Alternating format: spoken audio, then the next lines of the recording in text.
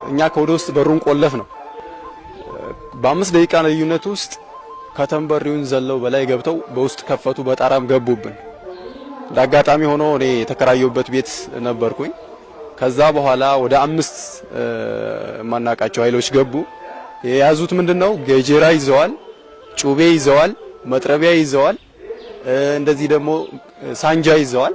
ከዛ በሜንጫ ሊገድሉኝ ማለት ነው ሲሰነዝሩ፣ ያው ባለው እግዚአብሔር አጋዥ ሆኖ ከግቢው በመሸዋወድማ ባለው እንትን ግቢው እንዳጋጣሚ ሆኖ ሰፊ ነውና ከኋላ ያሉትን እኔን ለመግደል የተሰለፉትን ሰዎች እያለፉ እጄ ከተንበሪ መውጫው ላይ መስፋልት ዳር ነውና ቤቱም የተከራየውበት በር ላይ ስደርስ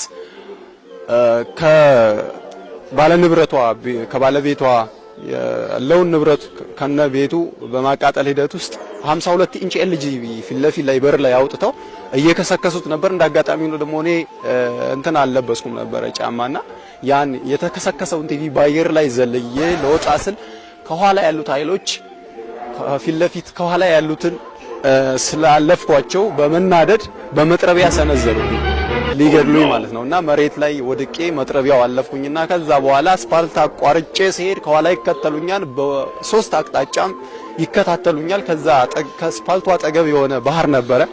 እዛ ባህር እየሮጥኩኝ በአየር ላይ ባህር ውስጥ ገባሁ።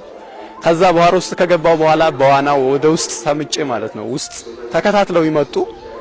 ያው እንዳጋጣሚ ሆኖ ያው ስሮጥ እየሸዋወድኩ ስለሮጥኩኝ ይመስለኛል በሁለት አቅጣጫ ብቻ መጣው 10 ደቂቃ ፈለጉኝ፣ ተከታተሉኝ፣ ሊያገኙኝ አልቻሉም። እኔም ባህር ውስጥ ለ50 ደቂቃ ቆየሁ።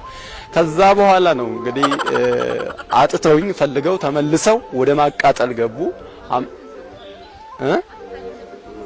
ባህር ውስጥ ሙሉ ለሙሉ አፍና አፍንጫዬን አፍኝ ነው ባህር ውስጥ የነበርኩት እና በቃ ከዛ በኋላ 10 ደቂቃ ያህል ፈልገውኝ ሲያጡኝ ተመለሱ።